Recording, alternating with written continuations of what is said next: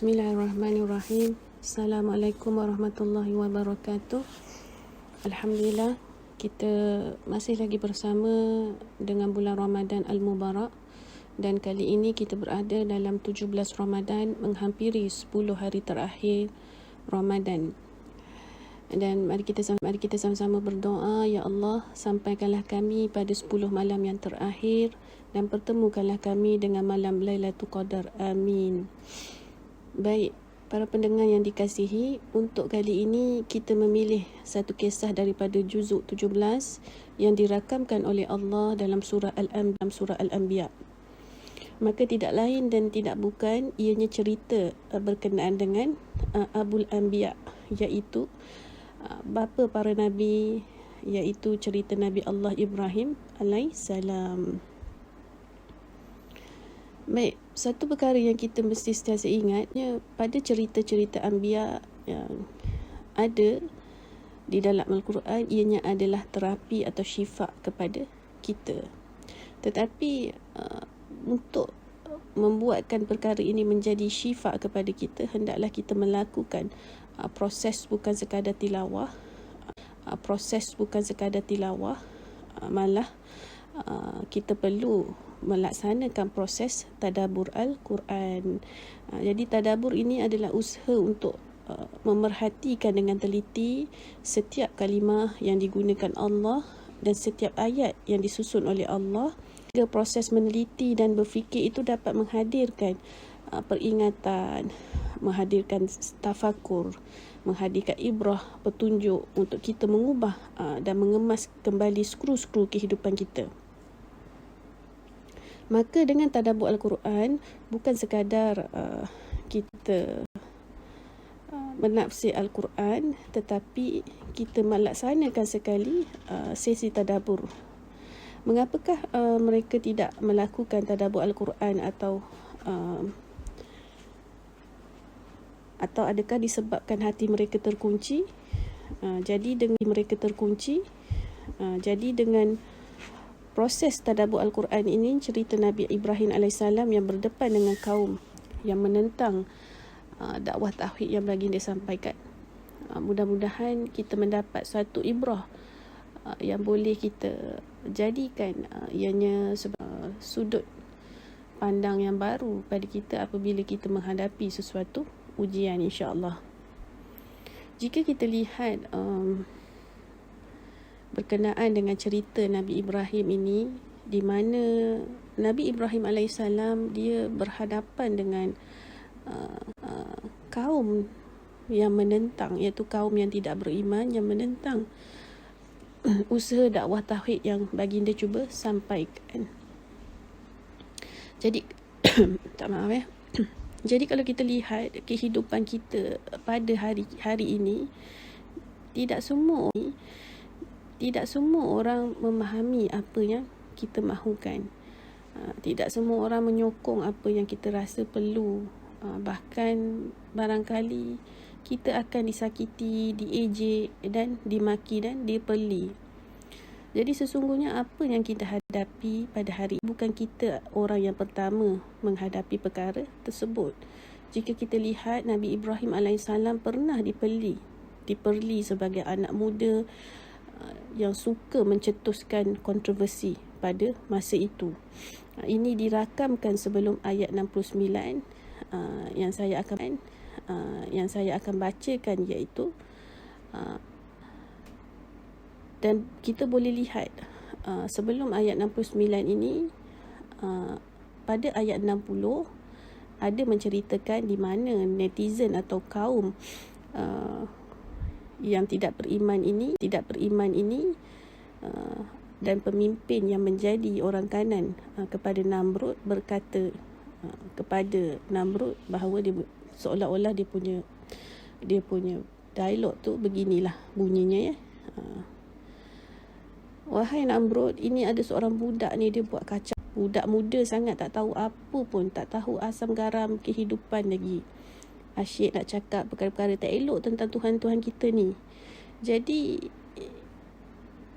anda sebenarnya tidak sendirian apabila dunia ni tidak kelihatan memahami apa yang anda pahami, apa yang anda lakukan. Jadi tetapi apa yang paling penting ialah anda yang menghadapi masalah seperti Nabi Ibrahim, walaupun tidaklah isunya isu tauhid, tetapi isu di mana tidak ada seseorang pun yang memahami apa yang anda hendak buatkan, apa yang anda perjuangkan. Jadi anda tidak sendirian. Yang paling penting adalah anda kena tetap di atas jalan kebenaran walaupun dunia tidak memihak kepada anda. Jadi semoga Allah menjadikan kita setelah menceritakan bagaimana Nabi Ibrahim telah ditangkap kerana didapati telah memusnahkan tuhan-tuhan berhala yang dianggap masyarakat pada waktu itu. Dan baginda telah didapati bersalah dan akhirnya pemerintah yang cukup kita kenalilah pada waktu itu menghukum baginda dengan hukuman mati. Tetapi pemerintah pada waktu itu tetap menetapkan bentuk kematian itu mestilah disaksikan oleh seramai mungkin penduduk, kerana ia boleh memberi peringatan kepada orang lain agar tidak menjadi Ibrahim 2.0 yang kononnya anak muda yang suka buat kontroversi pada waktu tersebut, kerana dia seorang yang hanya dia sahaja yang menolak berhala-berhala Tuhan pada masa tersebut. Jadi ianya apabila pemerintah mengambil keputusan untuk melaksanakan hukuman mati itu di hadapan khayalat ramai, ianya adalah sebagai suatu ramai agar tidak membuat perkara yang sama. Jadi apa bentuk hukuman yang Nabi Ibrahim perlu tempuh? Ianya adalah Nabi Ibrahim mesti rentung di dalam api, dan perkara tersebut akan disaksikan oleh seluruh penduduk. Dan dikatakan bahawa Nabi Ibrahim perlu dihumban daripada tempat yang tinggi dan dibaling ke bawah. Jadi bayangkan keadaan Nabi Ibrahim pada waktu tersebut. Usia dia beremaja ya waktu tersebut. Nabi Ibrahim dalam usia belasan tahun. Bayangkan diikat tangannya, diikat kaki, tidak tahu ke mana hala tuju, melainkan hanya mati saja. Kalau ayah yang diharapkan membela nasib anak ataupun nasib Nabi Ibrahim pada waktu tersebut, ayahnya sendiri mengatakan kepada Nabi Ibrahim supaya pergi mati. Ayahnya tidak menyokong perjuangan anaknya sendiri, dan ayahnya sendiri menyokong keputusan pemerintah yang mahu melihat anak dia mati pada waktu tersebut. Nabi Ibrahim tiada sesiapa, dia seorang diri bersendirian kecuali Allah yang bersama dengan Nabi Ibrahim pada waktu tersebut.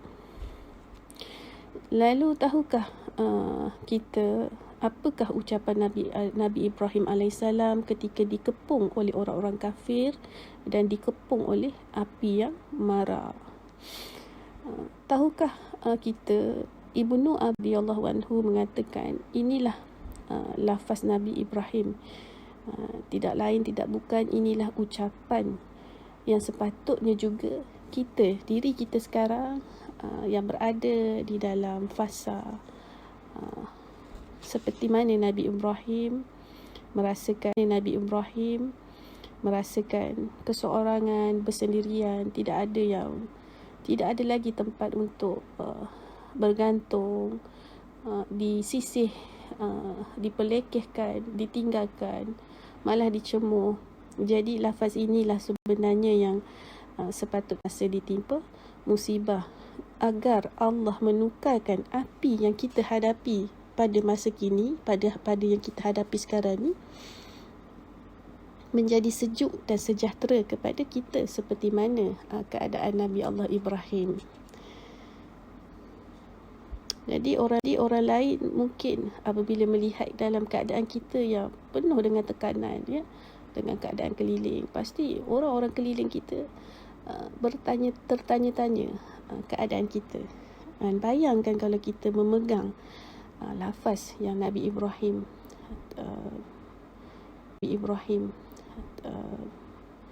turut juga pegang pada ketika dia menghadapi musibah tersebut. Pasti melihat keadaan kita yang tenang, ya, seperti mana kita merasa sejuk, walaupun api yang marak orang-orang kafir mengelilingi kita, ya, ibaratnya itulah, ya, kepada permasalahan kita, orang-orang keliling kita yang meninggalkan kita, ya, mereka boleh melihat kita ni sejuk dan damai sahaja menghadapi musibah tersebut. Jadi mesti orang-orang keliling kita pelik, kan, kenapa beliau ni boleh tenang-tenang saja. Kerana beliau memilih untuk berzikir dengan zikir Nabi Allah Ibrahim alaihissalam. Masya Allah. Jadi zikir yang dirakamkan dalam Al-Quran, Suratul Anzab yang dituruti juga oleh tentera Islam, di bawah pimpinan Nabi SAW.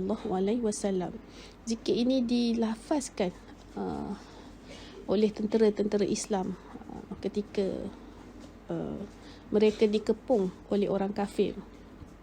Zikir yang dibaca ataupun dilafazkan oleh Nabi Allah Ibrahim alaihissalam ketika berada di dalam kepungan api hingga menjadikan Allah menukarkan api tersebut yang panas sifatnya kepada menjadi sejuk dan damai. Jadi tentera Islam di bawah pimpinan Nabi berkata, qalu hasbunallah wa ni'mal wakil. Jadi untuk memegang kepada zikir ini perlulah kita lafazkan sekurang-kurangnya 3 kali supaya Allah menghadirkan penghayatan dan pemahaman kepada kita. Lalu Allah menghadirkan kekuatan kepada kita untuk menghadapi musibah tersebut, dan mudah-mudahan Allah menghadirkan hikmah di sebalik kejadian berikut. Dan apabila kita melihat hikmah di sebalik kejadian berikut, kita Allah menghadiahkan rezeki yang tidak disangka-sangka. Kita boleh melihat bagaimana Allah menukar api yang marak menjulang kekal sebagai api tetapi fungsinya sejuk. Subhanallah. Begitulah perumpamaan api ujian yang berat, ya, seperti Nabi Allah Ibrahim, ya, dicela, dicaci, ditinggalkan, ya, disisihkan.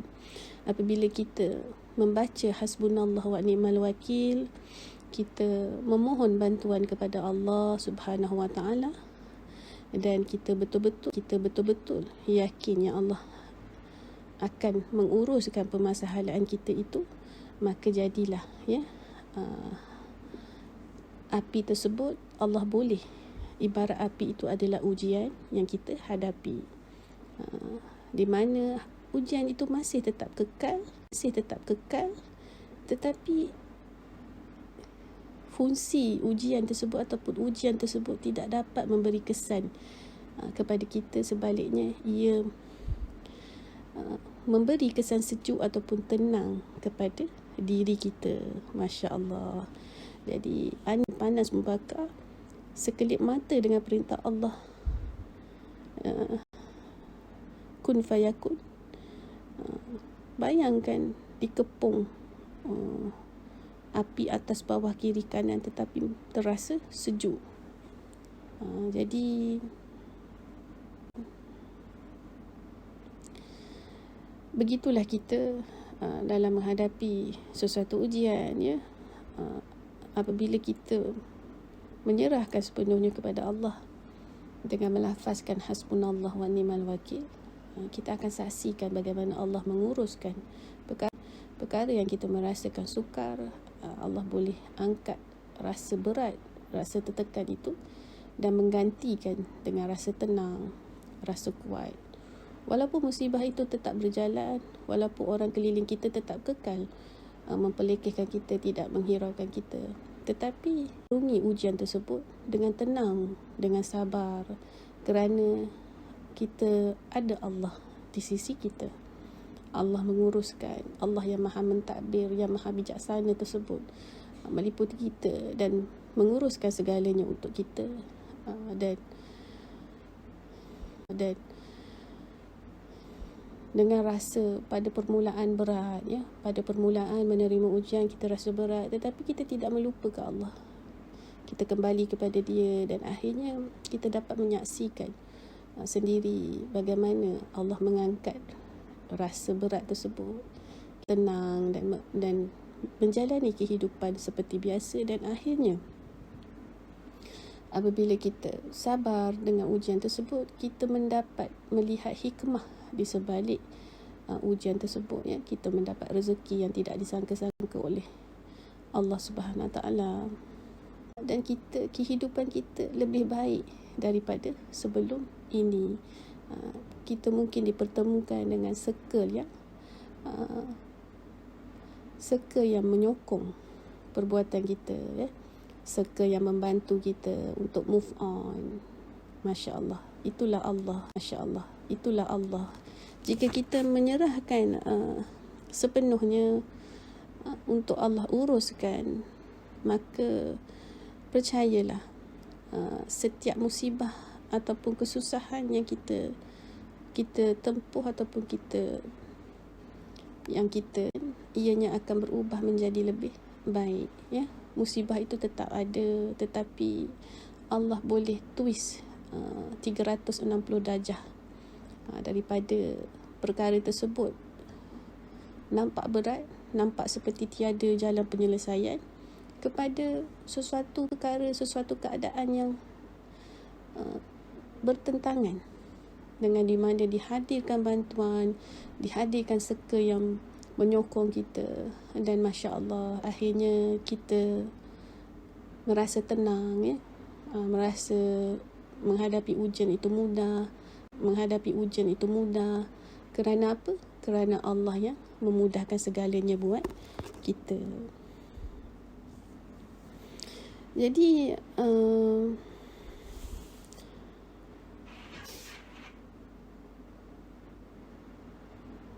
bagi saya berkenaan dengan keadaan Nabi Ibrahim ini,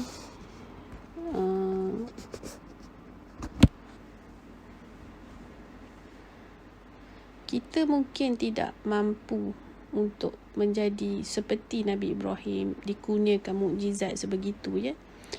Tetapi kita ini mampu untuk didekati, didatangi, didoakan oleh para malaikat, ya.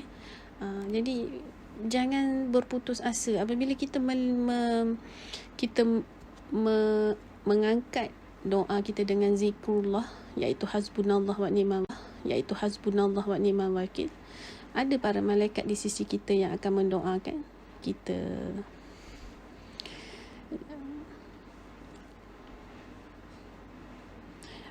Saya berharap mudah-mudahan dengan cerita Nabi Ibrahim ini, dengan lafaz hasbunallah wa ni'mal wakil, menjadi cerita kita menghadapi sebarang jua kesempitannya. Allah mengeluarkan Ibrahim ataupun mengeluarkan Nabi Ibrahim daripada api menuju kepada kemuliaan dan jalan keluar yang sama juga. Allah akan menjadikan kita begitu apabila kita melafazkan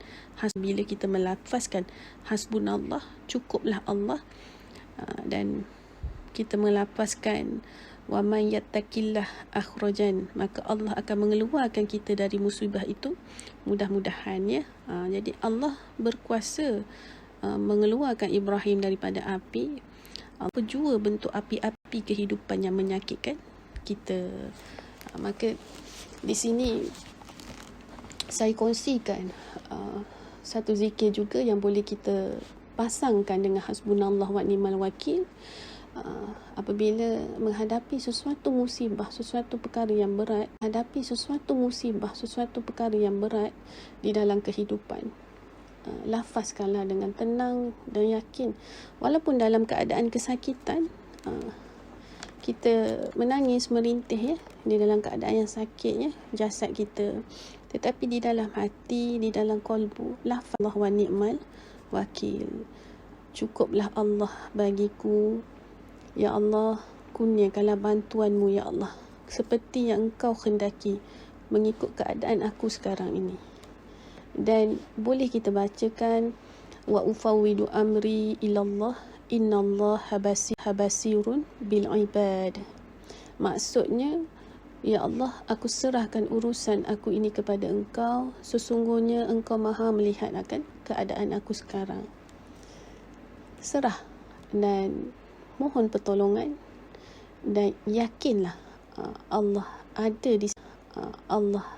di sisi kita. Allah melihat keadaan kita. Allah mendengar rintihan kita. Allah mendengar doa kita. Dan serahlah kepada Allah untuk diurus tadbir perkara tersebut.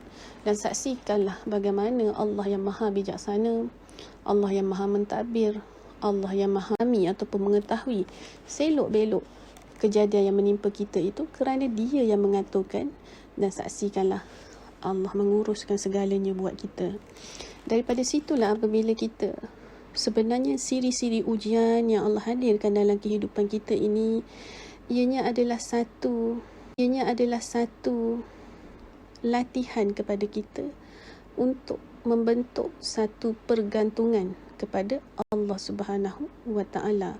Jadi perlu, dan disebabkan itulah kita perlu memandang ujian itu bukanlah sesuatu perkara yang menyusahkan, tetapi ianyalah adalah satu siri latihan untuk Allah kepada kita, agar kita dapat menyaksikan bagaimana Allah itu menguruskan segala apa yang ditetapkan kepada kita, dan akhirnya perkara tersebut akan membentuk satu keyakinan yang Allah itu ada dengan kita, tidak pernah meninggalkan kita. Allah itu ada menguruskan kita, dan akhirnya ia akan membentuk satu kepercayaan yang solid, iaitu tauhid yang kukuh kepada Allah Subhanahu Wa Taala, di mana kita percaya yang hanya Allah sahaja buat aku, tiada yang lain, tiada makhluk, tiada bantuan makhluk. Serah kepada Allah, hasbunallah wa ni'mal wakil. Dan saksikan bagaimana Allah menghantarkan bantuan-bantuan dia, ya. Boleh berupa makhluk, dihantar makhluk, diantarkan rasa tenang, pelbagai, ya. Tetapi perlu kita berbalik kepada Allah terlebih dahulu.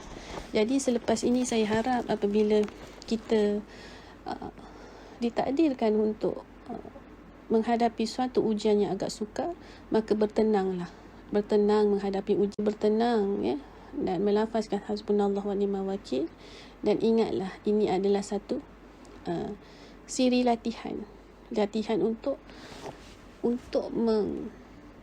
membentuk satu kepercayaan, satu tauhid yang kukuh, yang solid, ya. Di mana kita hanya solid, ya. Di mana kita hanya ada Allah saja. Allahu Ahad itu yang mengurus dan mentadbirkan kita. Dan bagaimana kita bergantung kepada Allah As-Samad itu. Jadi dengan siri-siri ujian ini sebenarnya membentuk satu jati diri yang kuat, yang kukuh, yang di mana sesuatu jiwa makhluk ataupun jiwa hambanya yang menghadapi ujian bersama-sama dengannya, ia membentuk satu jiwa yang besar, satu jiwa yang kuat jitu, dan tiada lagi di dalam qalbunya mengharapkan makhluk, merasakan diri yang menyelesaikan sesuatu perkara. Perkara ini kita perlu praktis supaya akhirnya daripada praktis tersebut, walaupun kita di awal kita tidak memahami, tetapi kita tidak berputus asa. Kita kembalikan kepada Allah apabila mendapat siri baru ujian daripada Allah, dan akhirnya kita akan lihat sendiri keadaan diri kita, jiwa kita yang mula berubah apabila seterusnya. Jadi kembalilah kepada Allah apabila diuji, walaupun diuji musibah dan diuji nikmat. Lihatlah bagaimana Allah yang Maha sempurna itu meliputi kita dan menguruskan kita. Sentiasa dia menguruskan kita. Tidak pernah Allah meninggalkan kita sekalipun. Jadi saya berharap para pendengar yang mendengar sharing saya pada hari ini dapat melihat satu sudut pandang yang baru. Apakah definisi ujian di dalam kehidupan kita, dan akhirnya apabila kita sendiri menghadapi perkara tersebut, kita dapat apply protokol-protokol yang perlu yang saya sebutkan tadi, dan bersama sabar. Jadi saya rasa cukup setakat ini perkongsian saya pada hari ini. Barakallahu fikum. Assalamualaikum warahmatullahi